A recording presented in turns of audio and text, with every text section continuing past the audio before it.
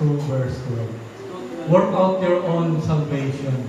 Napakaganda yung translation kanina binasa, no?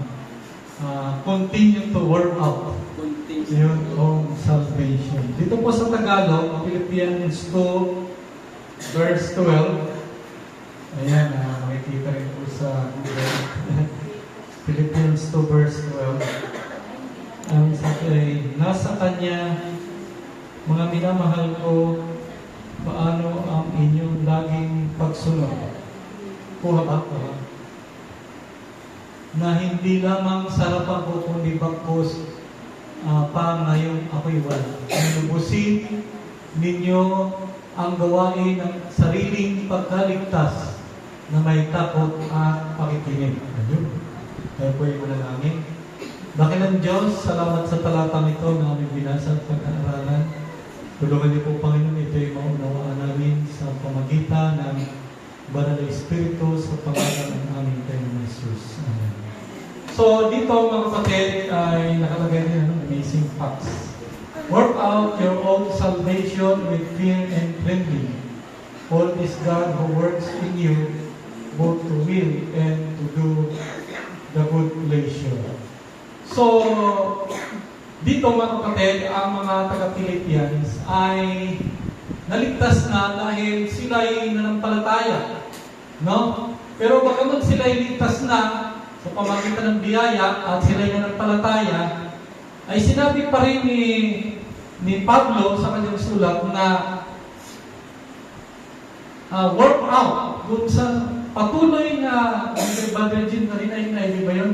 Patuloy na gawin ninyo ang inyong sariling pagkaligtas, own salvation. Ibig sabihin, ang kaligtasan ay personal, sarili.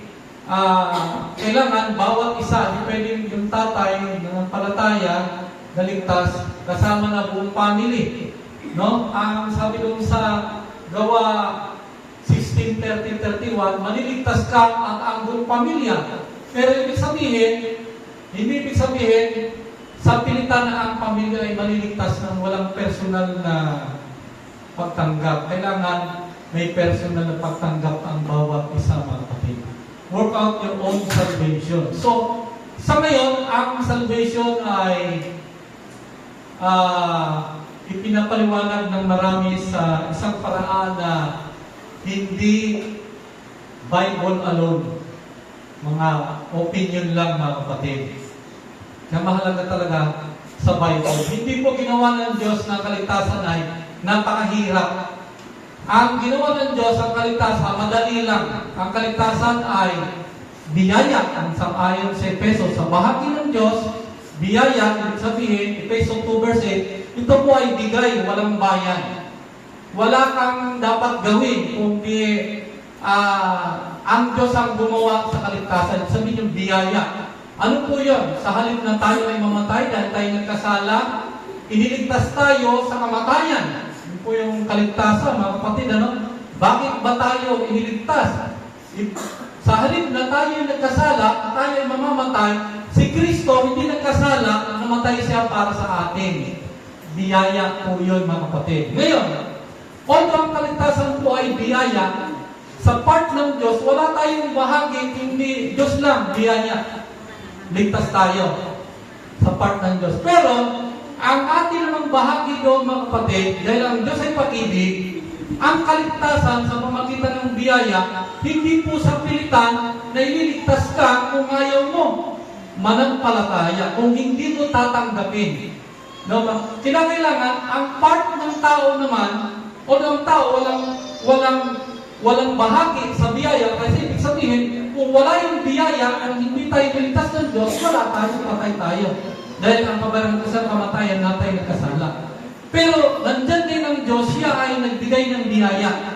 Ayun, kaya ligtas tayo, mga kapatid, sa God. Pero, ang biyaya, kailangan tanggapin mo. Pag hindi mo tinanggap, sa pamagitan ng panampalataya, hindi ka rin maliligtas, mga kapatid. Kaya sabi sa John 3:16, if you love me, sa John 3:16, gayon na lamang ang pag-ibig ng Diyos, binigay ang kanyang kahit sa isang anak, yung pagbigay na yun po yung biyaya. upang ang sino mang manampalataya, ayun, yung bigay niya, biyaya, pero kailangan ng pananampalataya, isang palataya, sa bahagi natin, tatanggapin naman natin.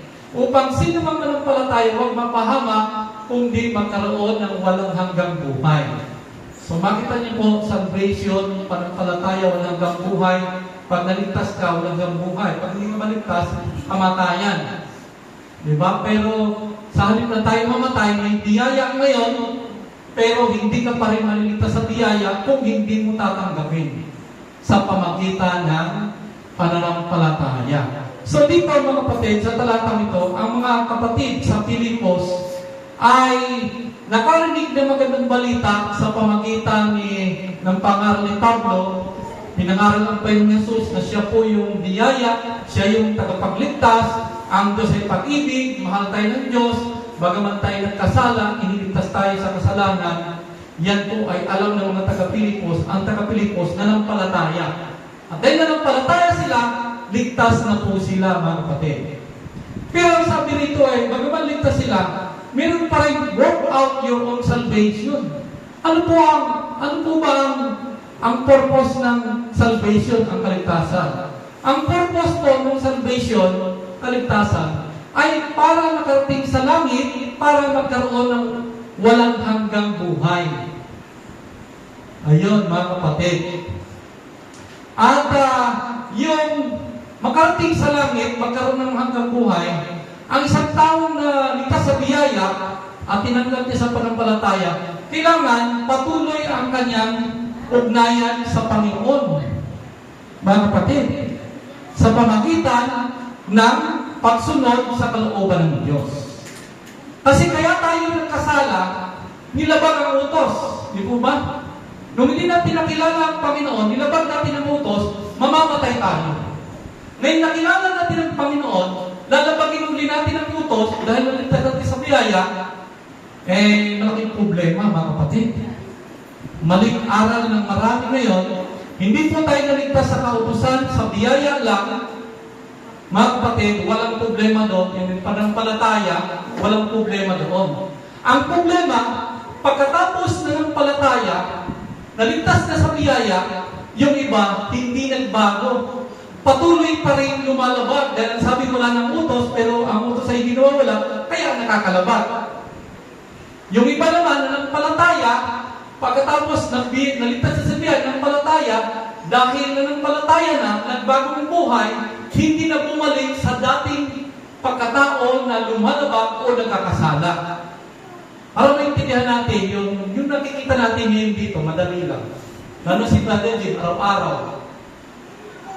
Pag nag-counterflow ka, Brother Jim, counterflow ka na ba? Hindi pa.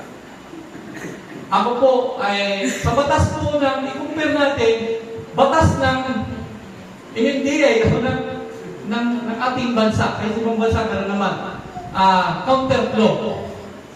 Noong ako po, mga kapatid, ay bago na-assign sa Aurora, noong kami sa SM Fairview,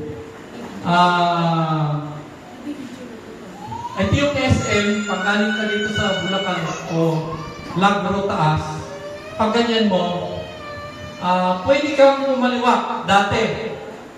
Pero nung nagbalik ako, nagkaroon na pala ng, hindi na pala pwede, kailangan doon ka, tapos dito sa kabila, one way na din. Anong nangyari? Dahil hindi ko alam, pag ganyan ko, merong taga-munisipyo, hindi po yung PDA, Quezon City. Hinuli po ako, counterflow, mga kapatid. Ang counterflow po ay 2005. Ayan.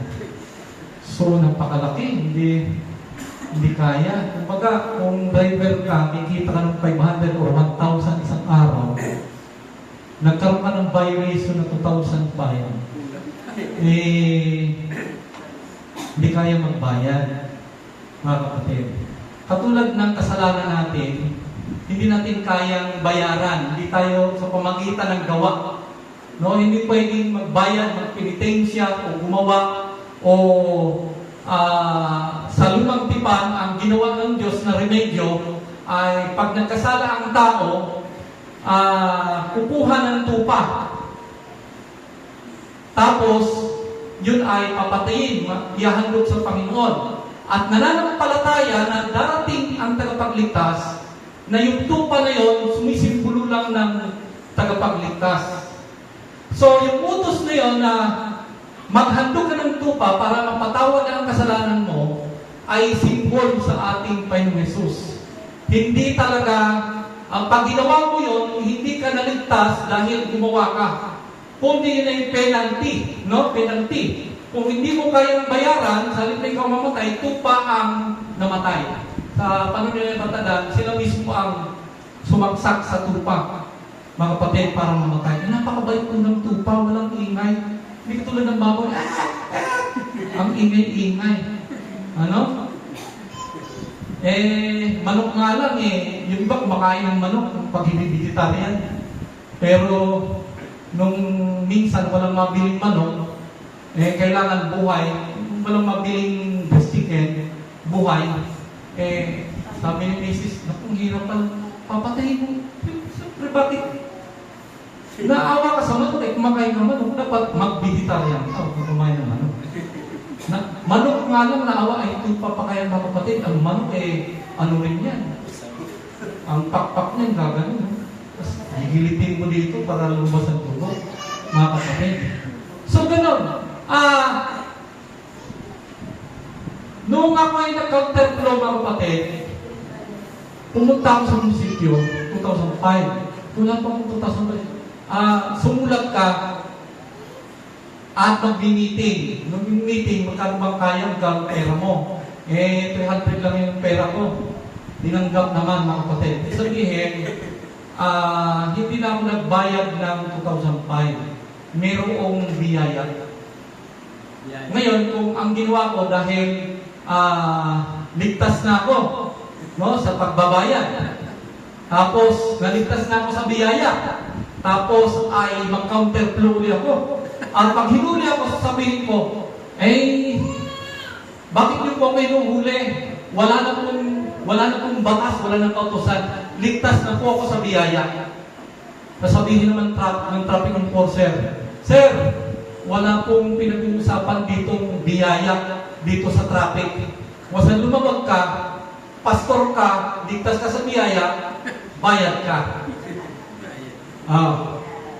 Wala po akong pambayad. May tao ngayon dadating, sige ako na lang magbayad. Ligtas ka na, ligtas ka sa biyaya. Tapos, counterflow ka ulit. Ligtas ka pa, ligtas ka na, okay. Pero yung sasadyain mo, lalabag ka ulit. Ang tanong, ligtas ka pa rin ba, mga kapatid?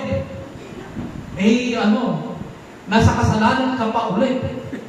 1 John 3 verse 4, ang kasalanan, paglabag sa utos. Mga kapatid, ibig sabihin, nagkamali ang marami ngayon dahil naligtas ka na, pwede ka na sa biyaya, pwede ka na lumaba. Ang resulta, marami po ang religious leader ay nang-rape at hinuli at ikinulong at iniimbestigahan ng Senado ng dahilan sa paniniwalang wala ng kautusan. Ang kautusan po ay hindi nawawala. Saan tayo niligtas? Niligtas po tayo doon sa kasalanan.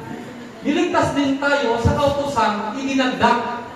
Ano po yung kautusang ininagdag? Sa Galatians chapter 3, verse 10. Yun po ay mga book of the law. Yun po ay kautusan ni Moses. Deuteronomy 30, verse 10. Yun po ay dinagdag lang. Pero yung kautosang 10 utos, yun po ay hindi nawawala, mga kapatid. Subukan nga natin, wala na yung 10 utos. Sabi 10 utos, huwag kang papatay. Ligtas na ako sa biyaya, papatay na ako. Huwag kang mangalunya. At kaya nga pala, mga kapatid, isang mag-asawang, isang hindi kasal, na nanampalataya, ang sabi sa kanila, manampalataya ka lang, ligtas ka na. Paano po yung, kailan po ba kami magpakasal para maligtas? Hindi na. Basta't ligtas na kayo. Sa sagot na yun, mga kapatid, dahilan nga po sa paniniwalang, once saved, always saved, ligtas ka na. Kahit nalalabag ka pa, Kaya nga po ang Panginoon ay napako sa krus para iligtas tayo sa kasalanan at para ipakita na ang utos ng Diyos ay pwede masunod ng Diyos, ng tao. Bagaman sabi sa Roma 3:23 lahat ay nagkasala, kabayaran ay ng kamatayan kasalanan. Pero merong hindi nagkasala ang ating Panginoon Jesus. Si Pilato mismo nagsabi, wala akong makitang kasalanan. Ipapako sila sa krus dahil lumabag daw sa utos. Ano ang utos na kanyang nalabag? Hindi 10 utos. Yung mga utos na dinagdag ng mga Pariseo, yung mga utos na yon na hindi dapat sundin, mga kapatid. Nung sinabi po sa Galatia chapter 3 verse 10 na hindi na dapat sundin ang kautosan, hindi po 10 utos yun. Pag-aralan po natin ang Galatia. Galatia 3 verse 10, ang kautosan na wala ay palatuntunan, mga kapatid. Ang 10 utos hindi nawawala. Basahin po natin ang Galatia chapter 2, 3 verse 10. Sa 11 muna, kasi doon nagkamali sa 11 ang pagkaunawa ang iba sa pagkaunawa ng salita ng Diyos. Na pati 10 utos at sabi nila, pati 10 utos kasama na yan dyan. Hindi po nawawala. May utos po na nawawala, yung idinagdag. Yung counterflow, may utos talaga ng gano'n. Pero yung magbabayad ka ng 2005, karagdagang batas na inilagay sa counterflow, na magbabayad lang doon yung lumabag. Kung hindi ka naman nag-counterflow, ay hindi ka magbibigay ng 2005. Ngayon, kung hindi mo kaya bayaran ng 2005, siningin ka na lang ng 300 biyaya. Ibig sabihin, naligtas ka sa pagbabayad. May nagbayad na iba. Pero hindi ibig sabihin na wala na yung batas na counterflow. Huwag mong sasabihin na ligtas ka sa biyaya. Kapag hinuli ka ng MMDA, walang biyaya sa amin dito sa MMDA. Sa Senado, wala rin kahit na ikaw ay religious leader, pagka ikaw ay lumabag sa utos. No? Ikaw ay mananagot. Ayan. Galatians chapter 3, ayan, ano? Ito po, yung 11 muna, sige lang dyan, saan ba 11 ito? 10, 11, enter. For as many are the words of the law, sige, ano mo lang? 10 and 11. For as many as the works of the law are under curse, it is written, cursed is everyone who does not continue in all things that is written in the book of the law, to do them. But that no one is justified by the law in the sight of God, even for the just shall live by faith. So ang justification by faith, mga kapatid, tama po yan sa verse 10. At hindi tayo inaringganap sa pamagitan ng kautusan. Verse 10, law. Pero ano yung law sa verse 10? Yun po ay book of the law, hindi po 10 utos. Ibig sabihin, yung book of the law, nandoon yung pag nagkasala ka, yung law na sa Galatia nito, inidagdag lang na kautusan. Katulad ng magbabayad ka ng 2.5, dinagdag lang yun sa counterflow kung nag-counterflow ka, kung lumabot ka. Ibig sabihin, ang talagang batas, counterflow. Ngayon, alisin mo yung batas na hindi ka nagbabayad ng 2.5. Pero hindi pwedeng alisin yung counterflow. Pagka kay lumabang, magkakasala ka pa rin. Ang 10 utos, hindi po pwedeng alisin. Book of the law po ang sinasabi rito sa verse 11 na law na hindi makakapag, hindi ka magiging justified o hindi ka ariyan ganap sapagkat ang kautosan na yan, hindi po yan 10 utos. Yan ay yung katulad ng sabi, magpapatuloy ka sa kanyang na hikayat ang mga Kristiyano, ang sabi ng mga Hudyo na naging Kristiyano, ay hikayat ang mga Hintel, ang sabi doon sa Gawa, chapter 10:15, dapat yung mga nahikayat sumunod sa utos ng Diyos, sa utos ni Moses, book of the law. Palatuntunan at kahatulan po yung ibig sabihin. Deuteronomy 30 verse 10. Tingnan natin po ang sabi niyan. Nagkamali lang po ang iba sa pagkaunawa ngayon, pati sa utos, ay inalis. Kung aalisin ang 10 utos, ang tao papatay ng malunya, wala na. Walang huhuli, hindi po nawawala, mga kapatid. Deuteronomy 30 verse 10. 30 verse 10. Ayun, thank you kay Google. Deuteronomy 30 verse 10. Ano ang sabi? Ayan. May nakaharap pa. If you obey the Lord your God by keeping His commandments and His statutes that are written in the book of the law. So, ang nakasulat sa book of the law, yung tinatawag na statutes, mga palatuntunan katulan. Ang mga statutes po, ang mga palatuntunan katulan, yun po yung maghahandog ka ng tupa. Yun po ay nawala nung dumating na si Kristo. Pinako na sa krus, sa Kolosa 2:14. Pero ang 10 utos, hindi po nawawala, mga kapatid. Kaya, ang sabi sa atin ng ating unang talata, work out your own salvation, sapagkat ang salvation po na kumpleto ay mayroong 3 kapanahunan. Kaligtasan sa nakaraan, kasalukuyan, at sa hinaharap. Sa nakaraan, tayo po ay iniligtas sa ginawa natin na nakaraan. Halimbawa, yung babae nahuli sa pangalo niya, ang sabi ng Panginoon sa John chapter 8:32, ako man hindi hahatol sa iyo. Ibig sabihin, yun po ay grace, yun po ay biyaya, at siya ay naligtas. Pero ang sabi, humayo ka, huwag ka na ulit magkasala. Ibig sabihin na isang tao naligtas sa nakaraan at nanampalataya, naligtas sa biyaya, maaring magkasala muli kung lalabag. 1 John 3 verse 4. Ang kasalanan ay paglabag sa utos. Kung hindi naman tayo lumalabag, hindi po tayo nakakasala. Mga kapatid, kaya lang po tayo nakakasala pag lumalabag. Mga kapatid, iniligtas tayo sa kasalanan, ang kasalanan ang inalis, pero yung 10 utos hindi inalis. Yung mga utos na bukog-dalo na inaglag, inalis po yun. Ang akala naman ng iba, pati lahat, pati sa utos inalis na. Yun po ang pagkamali. Kaya ang kaligtasan, nakaraan, kasalukuyan, at hinaharap. Sa nakaraan, ang kaligtasan ay sa pamagitan ng Panginoon, biyaya, tayo ay manampalataya. Sa kasalukuyan, mga kapatid, ngayong naligtas na tayo sa biyaya. Kung hindi tayo susunod sa utos, nagkakasala tayo. Lumalabag tayo. Kapag lumalabag ka, nagkakasala ka. Ligtas ka ba, mga kapatid? Pag ikaw ay nagnakaw, dinala ka sa lupa, paglabas mo, magnakaw ka ulit. Pinalaya ka na nga eh. Ang mga Israelita, mga kapatid, alipin ng Ehipto. Inalis sila ng Panginoon sa Ehipto, iniligtas sila, dinala po, dadalhin sa Kanaan.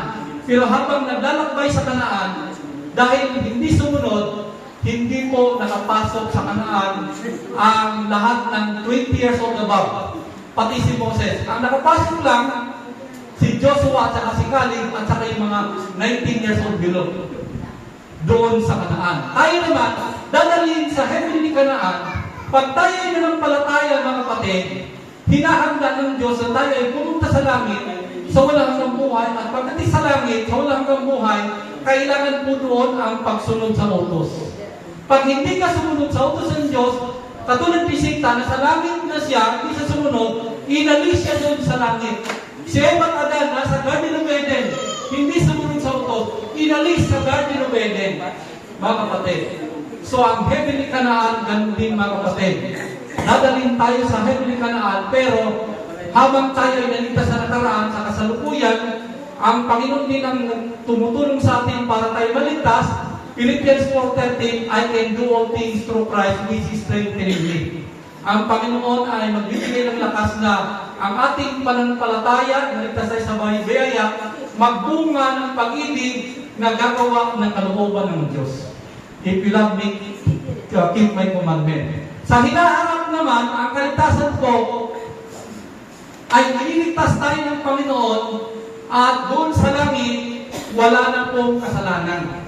Mga kapatid, ang maliligtas naman sa inaharap, Matthew 10:22, kapuputang kayo ng mga tao dahil sa aking pangalan, subalit, ang magtiis hanggang sa wakas ay maliligtas.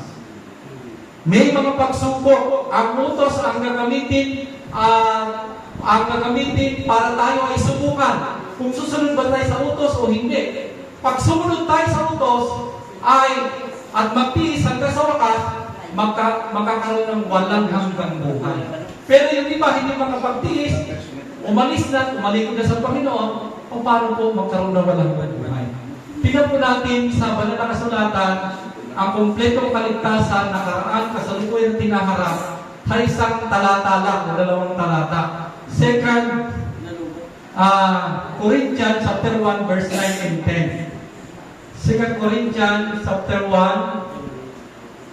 2 Corinthians chapter 2, verse 9 and 10.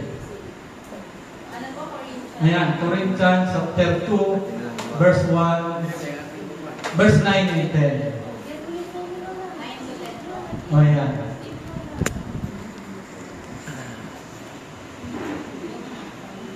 Ano po ang sabi sa kumpletong karanasan ng kaligtasan? Ibig sabihin po ay tama ba? 2 Corinthians chapter 2. Ayan, ibig sabihin, yung aral ko na once saved always saved ay hindi ayon sa Biblia sapagkat ang kaligtasan po ay kumpleto, nakaraan, kasalukuyan at tinaharap. Kailangan maligtas tayo sa nakaraan, babae na huli sa Panginoon niya, naligtas na sa kasalukuyan, hindi pumayo na siya, hindi na nagkakasala, hindi na lumalabag, ligtas. Sa inaharap, may mga pagsubok, ang nakatiis sa pagsubok, sila po ay magkakaroon ng walang hanggang buhay o kaligtasan. 2 Corinthians chapter, tingnan natin dito.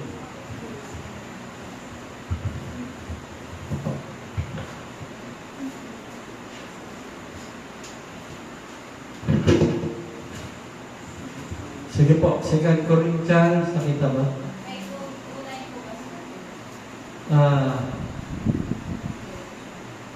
Tingnan mo nga, 2 verse 9, di ba? 2 Corinthians, tama ba?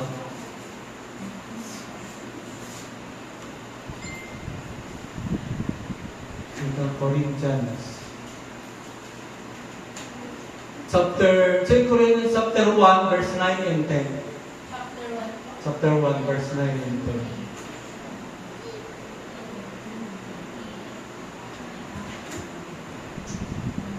Ayun.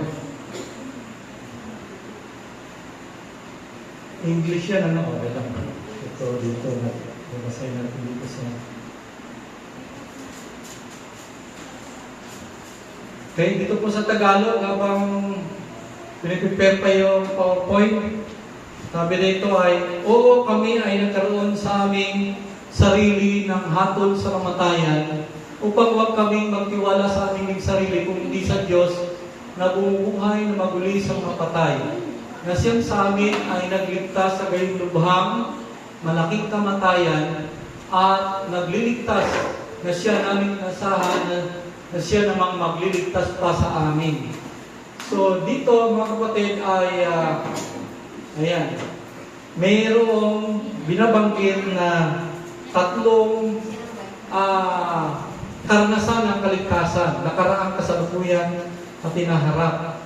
Ayan, verse 9 and verse... Dito muna sa verse 9 sa English, sabi, indeed we ourselves have the response of death in ourselves, that we should not base our confidence on ourselves but on God, who raises the dead. Okay, verse 9.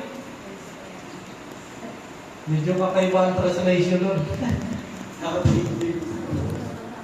Verse 9, verse 10 pala, 1 verse 10, ayan. Ayan. He had delivered, sa Tagalog ay nagligtas sa atin. Ano? Dito naman, delivered He had delivered us from the deadly peril and will deliver us. Tayo ay iniligtas sa lubhang malaking kamatayan. Ibig sabihin, sa halip na tayo namatay, si Kristo namatay para sa atin. Kaligtasan sa nakaraan. Tapos, and He will deliver us. And in Him, He will have placed our hope in the will again, and yet again, deliver us. So, medyo makaibang translation yan. Pero, ibig sabihin, mga kapatid, tatlo po yung kaligtasan dyan. Dito sa Tagalog, ang pagkakasabi ay, verse 10, siya sa amin ay nagligtas sa gayong lubhang malaking kasalanan. Ibig sabihin, nakaraan, nagligtas, malaking kamatayan, at nagliligtas, ibig sabihin, sa kasalukuyan. And then, na siya namang inaasahan na magliligtas pa sa amin. So yung nakaraan, mga kapatid, ang tawag dyan ay justification. Inaringganap na parang hindi nakasala. Sa kasalukuyan ay pagpapakabanal, mga kapatid. Naligtas tayo sa kasalukuyan dahil hindi na tayo lumalabat, mga kapatid. And then, inaasang magliligtas pa sa atin sa hinaharap. Ito po yung ang magtiis hanggang sa wakas, ang siyang maliligtas in the future. Ibig sabihin, mga kapatid, yung iba, pagdating ng pagsubok, hindi nagtiis, hindi sila maliligtas. Katulad ng asawa ni Job, mga kapatid, ay nawala yung panampalataya niya sa Panginoon. Ang natagbati rito. Pero si Job, ang kanyang panampalataya, sinubukan, nagtagumpay, kaya kay Job, mga kapatid, ang kaligtasan niya, nakaraan, kasalukuyan, at tinanong. Kayo ating talatang ngayon, work out your own salvation. Kinakailangan, mga kapatid, sa kaligtasan ay makipag-cooperate tayo sa Diyos. Ang kaligtasan ay hindi natin kaya na iligtas ang ating sarili, kundi Diyos lang ang makapagligtas, yan ay biyaya, mga kapatid. Pero ang kaligtasan ay hindi sa pilitan. Kailangan natin i-work out ang ating salvation sa pamagitan ng tayo po ay manampalataya at ang panampalataya natin ay magbunga ng pag-ibig na sumusunod sa kalooban ng Diyos. Kapag ka po ang pananampalataya ay walang gawa, ang sabi sa Santiago chapter 2, yan po ay patay, mga kapatid. Walang kabuluhan. Kaya ang hinahanap ng Panginoon ay kumpletong pananampalataya, kumpletong kaligtasan din ang ipagkakalooban. Pagka ang pananampalataya ay hanggang pananampalataya na lang, hindi kumpleto, yan ay patay, parang hindi po nanampalataya. Parang nawala ang kaligtasan. Parang mga Israelita, nakaalis sila sa Egypt, parang tayo ay alipin sila sa Egypt, tayo naman alipin sa kasalanan, pero dahil hindi sila sumunod sa Diyos, hindi rin sila nakapasok sa Kanaan. Mga kapatid, ang purpose, tayo po ay makapasok sa kaharian ng Diyos. Magkaroon ng buhay na walang hanggan. Kaya yung kabataan, mayaman, nagtanong sa Panginoon, Matthew 19:16, sabi, anong dapat gawin para magkaroon ng buhay na walang hanggan? Hindi sinabi ni Jesus, manampalataya ka. Sabi ni Jesus, sundin mo ang utos. Ano ba ang nakasulat? Sundin mo ang utos. Ano-ano ang utos? Yun po ang ano ng Panginoon. Para makapasok sa karera ng langit. Matthew 7:21, hindi lahat nagsasabing Panginoon, makapasok sa karera ng langit, kundi yung gumaganap ng kalooban ng aking Ama na nasa langit. Mga kapatid, ang Diyos ay pag-ibig, mahal tayo ng Diyos, gusto niya magkaroon tayo ng walang hanggang buhay, pero yung lumalabang, walang pag-ibig, doon sa langit, si Satan inalis, sa Garden of Eden, dinabag din ang utos ng Diyos. Pero si Jesus, nung dumating siya, sinunod niya ang utos ng Diyos, nagbigay siya ng halimbawa na tayo rin ay pwedeng sumunod sa kanyang utos sa pamagitan ito ng pananampalataya ng kapatid. Sa pamagitan ng kapangyarihan na ibibigay ng Diyos sa atin. Philippians 4:13 ay, if you love, Philippians 4:13, I can do all things through Christ which is strengthening me. Sa ating sarili, mga kapatid, hindi po natin masusunod ang kalooban ng Diyos. Pero sa tulong ng Panginoon, combination of cooperation of human and divine, ay kung paano nagtagumpay ang Panginoong Jesus, tayo rin ay magtatagumpay at magkakaroon ng walang hanggang buhay, ng isang kaligtasan hanggang doon po sa langit na tayo.